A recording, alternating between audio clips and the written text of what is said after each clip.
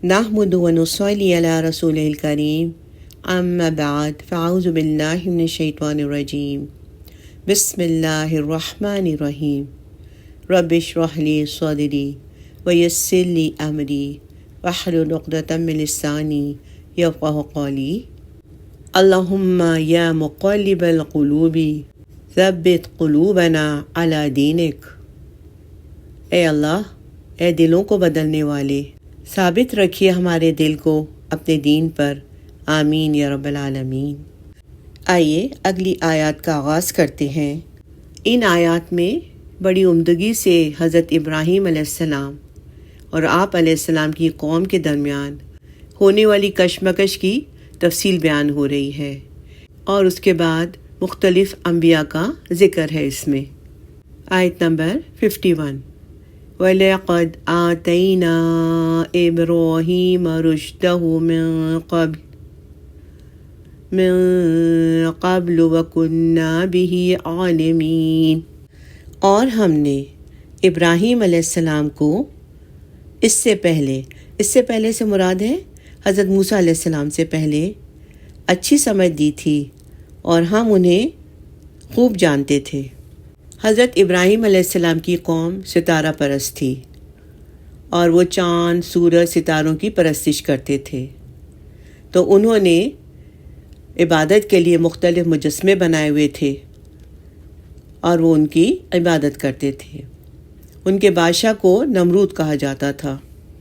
اللہ سبحانہ تعالیٰ نے حضرت ابراہیم علیہ السلام کو بچپن ہی میں سمجھ بوجھ ہدایت عطا کی تھی، یعنی بچپن ہی میں سورج، چاند اور دیگر ستاروں میں غور و فکر کر کے توحید ربوبیت، یعنی اللہ ایک ہے، اللہ کی توحید، اس کو سمجھنے، اس پر ایمان لانے، اور اپنے باپ آزر اور ان کی قوم کے سامنے اس دعوت کو پیش کرنے کی توفیق دی تھی، اس لیے کہ اللہ جانتا تھا کہ وہ اس عقیدے کو قبول کرنے اور پھر اسے دوسروں کے سامنے پیش کرنے کی پوری اہلیت اور صلاحیت رکھتے ہیں۔ آیت نمبر 52، اذ قال لأبیہ وقومہ ما هذه التماثيل التي انتم لها عاکفون۔ جب انہوں نے اپنے باپ اور اپنی قوم سے کہا، یہ مورتیاں کیا ہیں جن کی تم عبادت کر رہے ہو؟ حضرت ابراہیم علیہ السلام نے اپنے باپ آزر اور ان کی قوم سے پوچھا کہ اینٹ، پتھر اور لکڑی کے بنے ہوئے ان حقیر بے جان مجسموں کی کیا حقیقت ہے کہ تم لوگ اس کی عبادت کرتے ہو؟ نہ یہ نفع پہنچاتے ہیں نہ نقصان، یہ خود تمہارے ہی ہاتھوں سے بنے ہوئے بے جان مجسمے ہیں، کس عقل کا تقاضا ہے کہ ان کی عبادت کی جائے؟ اس کا جواب انہوں نے اگلی آیت میں دیا۔ آیت نمبر 53، قالوا وجدنا آباءنا لها عابدین۔ انہوں نے جواب دیا کہ ہم نے اپنے آباء و اجداد یعنی باپ داداؤں کو اسی طرح سے ان کی عبادت کرتے پایا تھا۔ انہوں نے کہا کہ ہمارے آباء و اجداد ان کی عبادت کرتے آئے ہیں، اس لیے ہم بھی ان کی عبادت کرتے ہیں اور آئندہ بھی کریں گے۔ ہمارے باپ داداؤں کی یعنی ہمارے آباء و اجداد کی اندھی اور جاہلانہ تقلید کے علاوہ ان کے پاس اپنے مشرکانہ اعمال کی کوئی عقلی دلیل نہیں تھی، یعنی صرف ان کے پاس یہی جواب تھا کہ ہمارے باپ دادا یہ کرتے آئے ہیں تو ہم کر رہے ہیں، اس کے علاوہ ان کے پاس کوئی دلیل نہیں تھی۔ آج کے دور میں بھی بہت سی قومیں، بہت سے لوگ ایسے ہیں جو بے سوچے سمجھے اپنے ہی ہاتھوں کی بنی ہوئی مورتیاں، مجسمے پوجتے ہیں، ان کی عبادت کرتے ہیں۔ آیت نمبر 54، قال لقد كنتم وأنتم وآباؤكم في ضلال مبين۔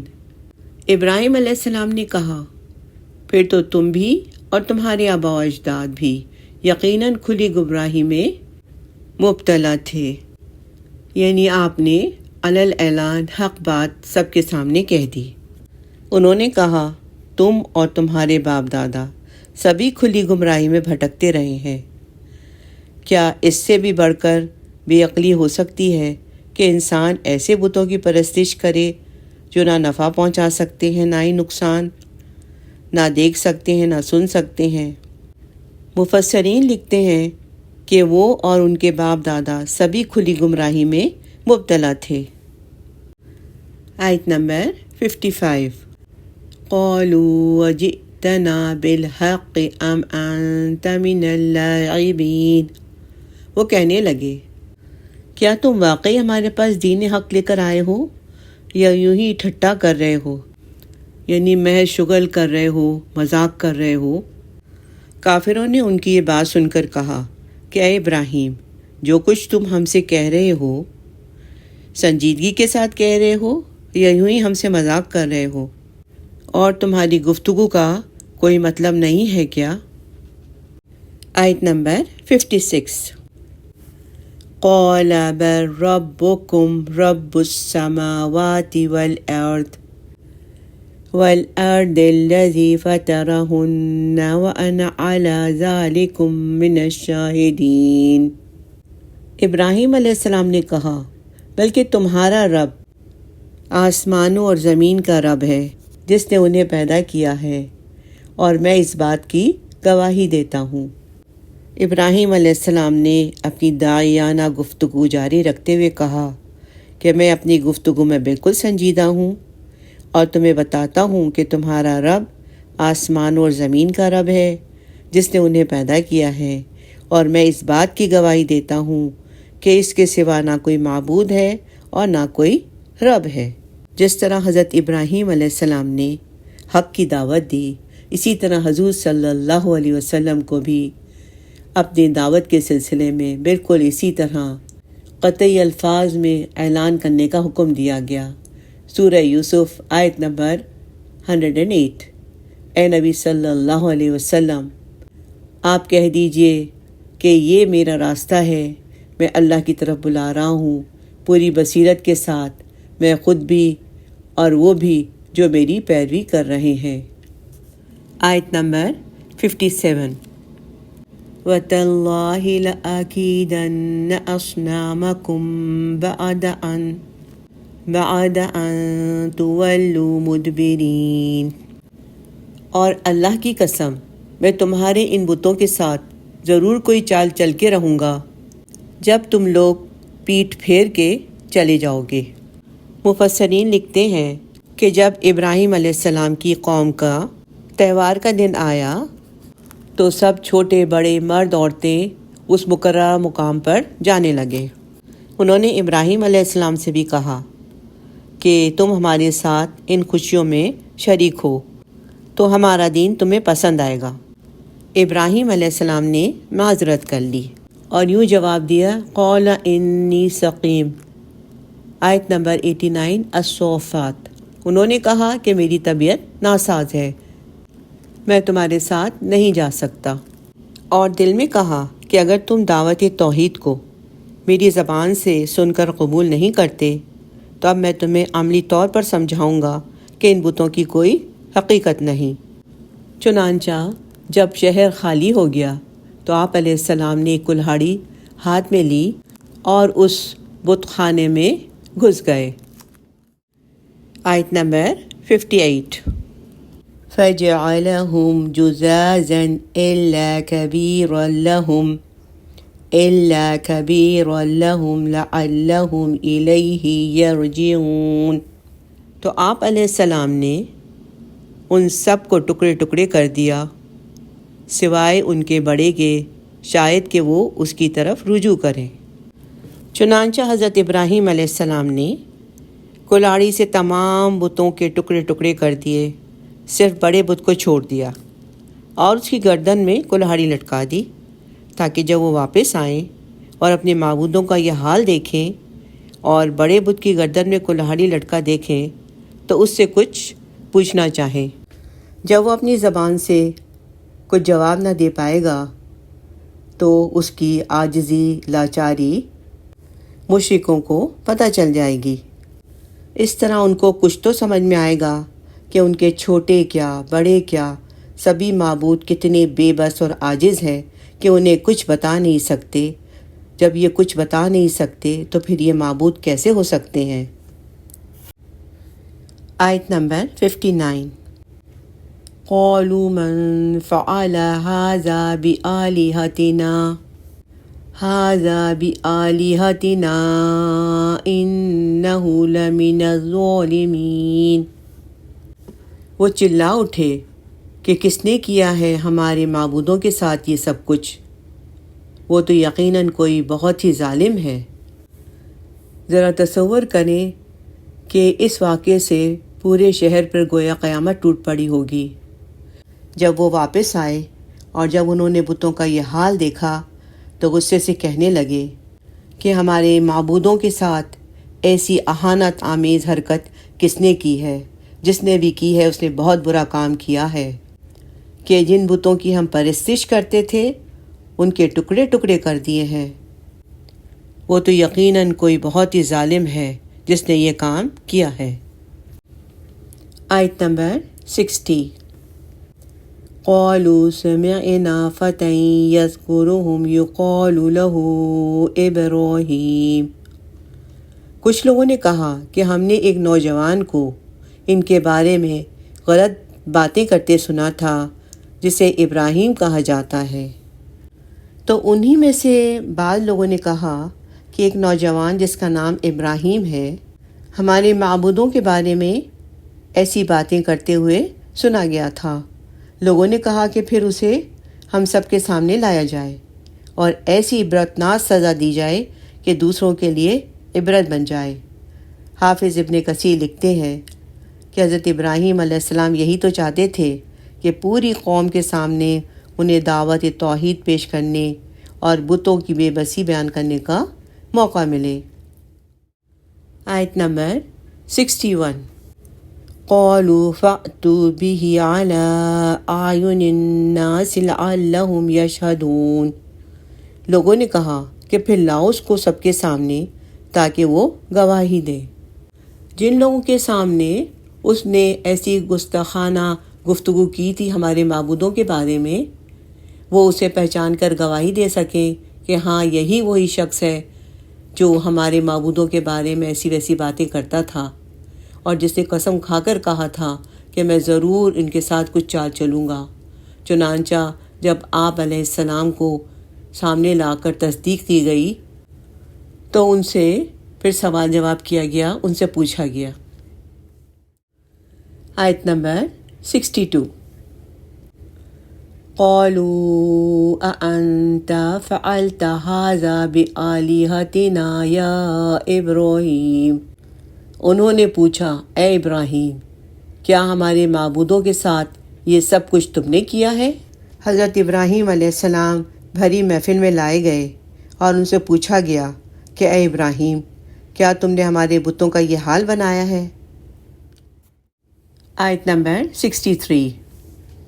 قال بل فعله كبيرهم هذا فاسألوهم إن كانوا ينطقون۔ آپ علیہ السلام نے جواب دیا بلکہ یہ ان کے اس بڑے نے کیا ہے، تم پوچھ کر دیکھو ان سے اگر یہ بولتے ہیں۔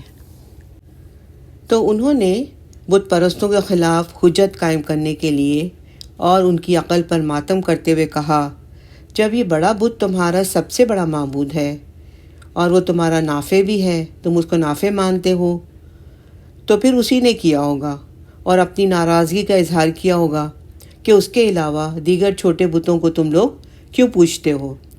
ابراہیم علیہ السلام کا مقصد جھوٹ کہنا نہیں تھا بلکہ ان کا مقصد تھا کہ وہ لوگ سوچیں کہ کیا صحیح ہے کیا غلط ہے، کیا ہم ان کی عبادت کر کے صحیح کام کر رہے ہیں، یعنی ان کو سوچنے پر مجبور کرنا تھا۔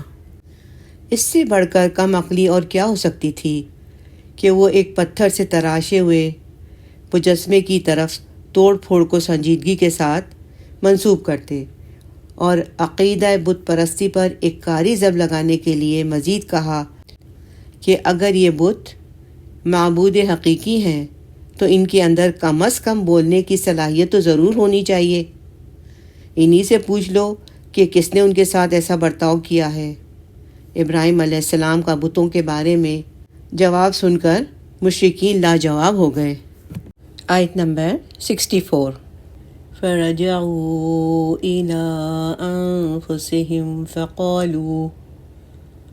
فَقَالُوا إِنَّكُمْ أَنْتُمُ الظَّالِمُونَ۔ پھر انہوں نے اپنے دل میں اس بات پر غور کیا اور آپس میں ایک دوسرے کو کہنے لگے کہ در حقیقت تم لوگ ہی ظالم ہو۔ قوم کے لوگ آپس میں ایک دوسرے سے کہنے لگے کہ ان بے جان بے روح مجسموں کی عبادت کر کے در حقیقت ہم ہی اپنے آپ پر ظلم کر رہے ہیں اور خواہ مخواہ ابراہیم کو مورود الزام ٹھہرا رہے ہیں۔ گویا یہ ان کے ضمیر کی آواز تھی کہ ابراہیم علیہ السلام کی بات ہے تو درست، ظالم تو تم خود ہی ہو جو ان بے جان مجسموں کو معبود سمجھتے ہو، جو خود اپنا دفاع بھی نہ کر سکے اور یہ بھی بتانے سے معذور ہیں کہ ان کی اس حالت کا ذمہ دار کون ہے اور کس نے ان کی یہ حالت کی ہے۔ آیت نمبر 65۔ ثم نكسوا على رؤوسهم لقد علمت ما هؤلاء ينطقون۔ پھر فوراً ہی اعتراف حقیقت سے منکر ہو گئے اور کہنے لگے کہ تم تو جانتے ہو کہ بت بولتے نہیں ہیں۔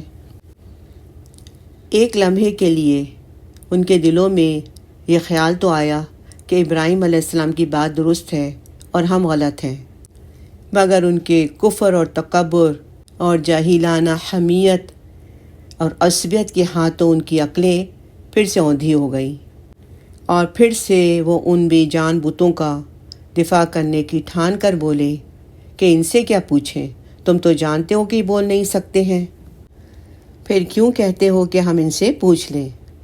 ان کے اس جواب سے ابراہیم علیہ السلام کا مقصد پورا ہو گیا کہ جب تم خود اعتراف کرتے ہو کہ یہ بولنے کی بھی طاقت نہیں رکھتے تو پھر کیوں ان کے سامنے عبادت کرنے کے لیے بیٹھے رہتے ہو۔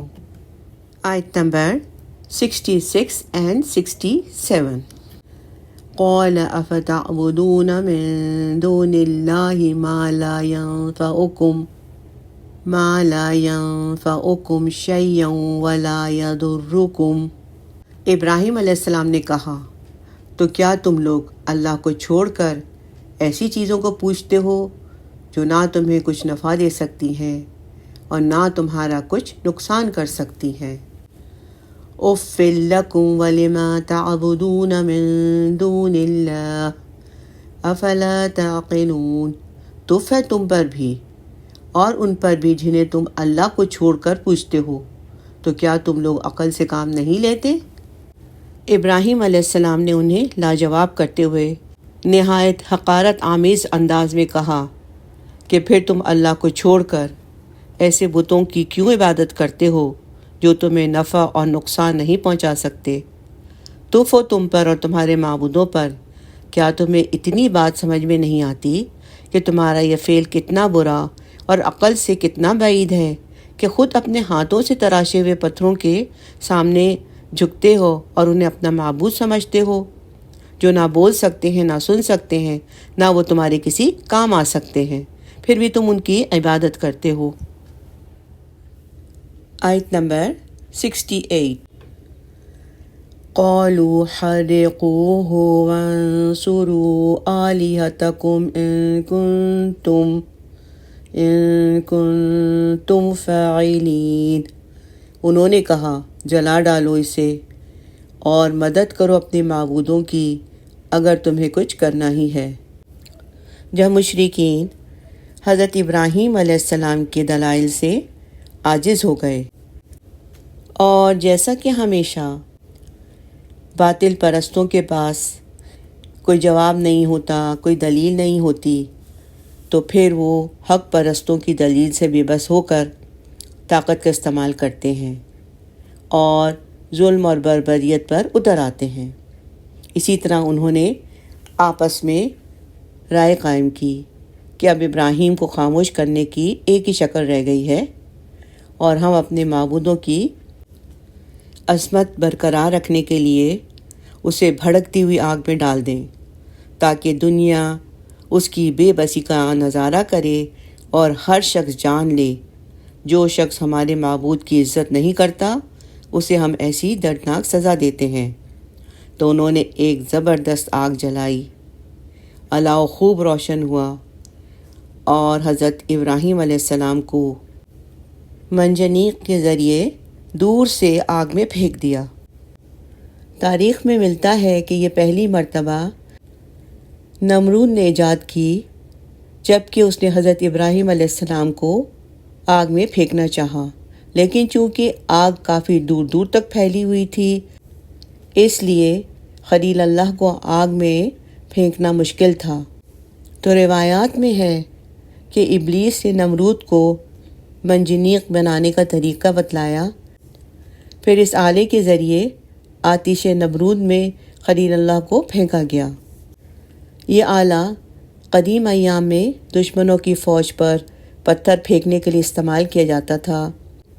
منجنیق کا مطلب ہے پتھر برسانے والی مشین اور آلہ۔ آیت نمبر 69۔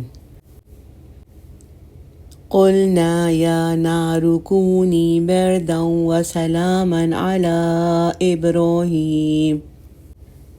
ہم نے حکم دیا، اے آگ تو ٹھنڈی ہو جا اور سلامتی بن جا ابراہیم پر۔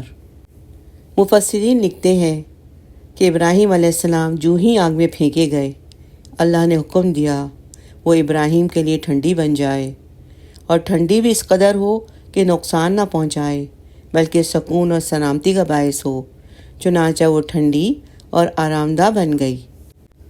حضرت عائشہ رضی اللہ تعالیٰ عنہا سے روایت ہے کہ رسول صلی اللہ علیہ وسلم نے فرمایا، جب ابراہیم علیہ السلام آگ میں ڈالے گئے تو چھپکلی کے علاوہ تمام چوپایوں نے آگ بجھانے کی کوشش کی تھی۔ چھپکلی آگ میں پھونک مارتی رہی، اسی لیے رسول صلی اللہ علیہ وسلم نے اسے مارنے کا حکم دیا، وہ زہریلی اور برس والی ہوتی ہے۔ کئی مفسرین نے چھپکلی کی جگہ پر گرگٹ کا ذکر کیا ہے، واللہ عالم۔ ابن عمر رضی اللہ عنہما سے روایت ہے کہ ابراہیم علیہ السلام جب آگ میں ڈالے گئے تو پہلا کلمہ جو ان کی زبان پر آیا وہ حسبنا اللہ ونعم الوکیل، یعنی ہمارا اللہ ہمارے لیے کافی ہے اور وہ بڑا سازگار ہے، بے شک۔ آیت نمبر 70۔ وَأَرَادُوا بِهِ كَيْدًا فَجَعَلْنَاهُمُ الْأَخْسَرِينَ، اور انہوں نے اس کے خلاف سازش کرنا چاہی تو ہم نے انہیں بڑا گھاٹا پانے والا بنا دیا۔ اس آیت میں اللہ سبحانہ تعالیٰ فرماتے ہیں کہ بت پرستوں نے تو ابراہیم علیہ السلام کے خلاف سازش کی تھی کہ انہیں جلا کر راکھ کر دیں گے، لیکن اللہ نے ان کی سازش کو انہی کی طرف پھیر دیا، ان کی کوشش ضائع ہو گئی، مال کا خسارہ ہوا اور مقصد بھی حاصل نہیں ہوا، اور دنیا نے جان لیا کہ ابراہیم علیہ السلام سراسر حق پر ہیں اور یہی لوگ غلط ہیں، یعنی ان کی چال جو ہے انہی پر الٹی پڑ گئی، وہ اپنی چال میں ناکام ہو گئے۔ آیت نمبر 71۔ وَنَجَّيْنَاهُ وَلُوطًا إِلَى الْأَرْضِ الَّتِي بَارَكْنَا فِيهَا لِلْعَالَمِينَ، اور ہم ابراہیم علیہ السلام کو اور لوط علیہ السلام کو بچا کر اس سرزمین کی طرف نکال کر لے گئے جس میں ہم نے برکتیں رکھی ہیں سب جہان والوں کے لیے۔ ابراہیم علیہ السلام آگ سے نکلنے کے بعد لوگوں کے سامنے توحید کی دعوت پیش کرتے رہے، اور دن بدن ان کے خلاف بت پرستوں کی عداوت دشمنی بڑھتی گئی، یہاں تک کہ اللہ تعالیٰ نے انہیں اپنا ملک چھوڑ کر سرزمین شام کی طرف ہجرت کرنے کا حکم دے دیا۔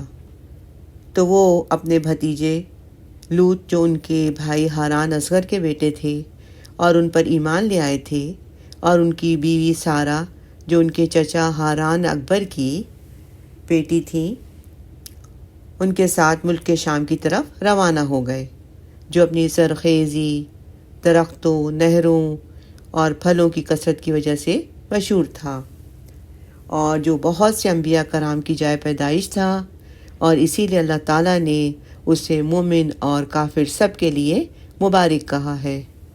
آیت نمبر 72۔ وَوَهَبْنَا لَهُ إِسْحَاقَ وَيَعْقُوبَ نَافِلَةً وَكُلًّا جَعَلْنَا صَالِحِينَ۔ اور ہم نے اس کو اسحاق علیہ السلام عطا فرمائے اور یعقوب اس پر مزید، یعنی اللہ تعالیٰ نے آپ علیہ السلام کو اسحاق علیہ السلام جیسا بیٹا اور یعقوب علیہ السلام جیسا پوتا عطا کیا۔ حضرت ابراہیم علیہ السلام نے دعا کی تھی کہ ربی ہب لی من الصالحین، اے میرے رب مجھے نیک لڑکا عطا فرما۔ الصافات آیت نمبر 100۔ تو اللہ سبحانہ تعالیٰ نے ان کی دعا قبول کر لی، چنانچہ بی بی سارہ علیہ السلام کے بطن سے حضرت اسحاق علیہ السلام پیدا ہوئے، اور اللہ نے اپنی طرف سے اپنے فضل و کرم کرتے ہوئے اسحاق علیہ السلام کو ابراہیم علیہ السلام کی زندگی میں ہی یعقوب جیسا بیٹا دیا، جو اپنے دادا اور باپ کی طرح نبی ہوئے، اور ان تینوں نبیوں کو اللہ تعالیٰ نے صالح کا لقب عطا فرمایا، اس لیے کہ انہوں نے اپنے خالق اور مالک کا حق عبادت پورے طور سے ادا کیا، اور بندوں کے حقوق کی ادائیگی میں بھی کبھی کوئی کمی نہیں کی۔ آیت نمبر 73۔ وَجَعَلْنَاهُمْ أَئِمَّةً يَهْدُونَ بِأَمْرِنَا، اور ہم نے انہیں امام بنا دیا جو ہدایت دیتے تھے ہمارے حکم سے، یعنی لوگوں کی رہنمائی اور رہبری کرتے تھے۔ وَأَوْحَيْنَا إِلَيْهِمْ فِعْلَ الْخَيْرَاتِ وَإِقَامَ الصَّلَاةِ وَإِيتَاءَ الزَّكَاةِ، اور ہم نے ان کی طرف وحی کی نیک کام کرنے کی، نماز قائم کرنے کی اور زکوٰۃ ادا کرنے کی۔ وَكَانُوا لَنَا عَابِدِينَ، اور وہ سب کے سب ہماری بندگی کرنے والے تھے۔ حضرت ابراہیم علیہ السلام، حضرت اسحاق علیہ السلام اور یعقوب علیہ السلام، ان تینوں نبیوں کو اللہ تعالیٰ نے صالح کا لقب دیا، اس لیے کہ انہوں نے اللہ سبحانہ تعالیٰ جو مالک حقیقی ہے اس کی عبادت کا حق پورے طور پر ادا کیا، اور بندوں کے حقوق کی ادائیگی میں بھی کوئی کمی نہیں کی، اور ان سب کو اللہ تعالیٰ نے رشد اور ہدایت کا امام بنایا تھا۔ اللہ کے احکامات کے مطابق لوگوں کی بھلائی کی طرف رہنمائی کرتے تھے، خود بھی نیک کام کرتے تھے، نماز کی پابندی کرتے تھے، زکوٰۃ دیتے تھے اور اپنے رب کی عبادت میں لگے رہتے تھے۔ آیت نمبر 74۔ وَلُوطًا آتَيْنَاهُ حُكْمًا وَعِلْمًا، اور لوط علیہ السلام کو ہم نے حکم اور علم عطا فرمایا۔ حکم سے مراد حکمت، فہم اور قوت فیصلہ ہے۔ وَنَجَّيْنَاهُ مِنَ الْقَرْيَةِ الَّتِي كَانَتْ تَعْمَلُ الْخَبَائِثَ، اور ہم نے اسے نجات دی اس بستی سے جو گندے کام کرتی تھی، یعنی اس بستی کے لوگ گندے کاموں میں مبتلا تھے۔ إِنَّهُمْ كَانُوا قَوْمَ سَوْءٍ فَاسِقِينَ، یقیناً وہ نہایت برے اور نافرمان لوگ کی قوم تھی۔ اللہ تعالیٰ نے لوط علیہ السلام کو نبوت، علم شریعت اور حکمت و دانائی سے نوازا تھا، اور لوگوں کے درمیان صحیح فیصلہ کرنے کی صلاحیت عطا کی تھی۔ وہ اہل سدوم، اہل عمورہ اور آس پاس کی بستیوں میں تبلیغ دین کا کام کرتے تھے، لیکن لوگوں کی حالت نہیں بدلی۔ جن خبیث اعمال کا ارتکاب کرتے تھے انہیں ترک نہیں کیا، تو اللہ نے انہیں حکم دیا کہ وہ مسلمانوں کو لے کر یہاں سے نکل جائیں، اور ان بستیوں والوں کو ان کے فعل لواطت اور گندے کاموں کی بنا پر ہلاک کر دیا۔ مفسرین لکھتے ہیں کہ ان شہروں کی تعداد 7 تھی۔ جبریل علیہ السلام نے ان میں سے 6 کو الٹ دیا اور صرف ایک بستی زغر نامی اس کو چھوڑ دیا حضرت لوط علیہ السلام اور ان کے اہل و عیال کے لیے۔ آیت نمبر 75 وَأَدْخَلْنَاهُ فِي رَحْمَتِنَا إِنَّهُ مِنَ الصَّالِحِينَ، اور لوط علیہ السلام کو ہم نے اپنی رحمت میں داخل کیا، یقیناً وہ ہمارے صالح بندوں میں سے تھے۔ اللہ سبحانہ تعالیٰ نے اس آیت میں فرمایا، ہم نے لوط کو ان کی تقوی اور صالح بندے ہونے کی وجہ سے اپنی رحمت میں داخل کر دیا۔ معلوم ہوا کہ صالحیت اللہ تعالیٰ کی رحمت کا باعث بنتی ہے، جبکہ کفر فجور اللہ کی رحمت سے محرومی کا باعث بنتا ہے۔ اور اللہ کے نیک بندوں میں سے سب سے زیادہ اصحاب تقوی اور صالحین انبیاء کرام ہوتے ہیں۔ سلیمان علیہ السلام نے دعا کی تھی سورہ النمل آیت نمبر 19 میں، مجھے اپنی رحمت سے اپنے صالح بندوں میں داخل کر دے، آمین۔ الحمدللہ، یہاں اس رکوع کا اختتام ہوا۔ بارک اللہ لی و لکم۔ ربنا تقبل منا انك انت السميع العليم ربنا لا تؤاخذنا ان نسينا او اخطأنا، آمین۔ سبحانک اللہم وبحمدک نشہد ان لا الہ الا انت نستغفرک ونتوب الیک۔ السلام علیکم ورحمۃ اللہ وبرکاتہ۔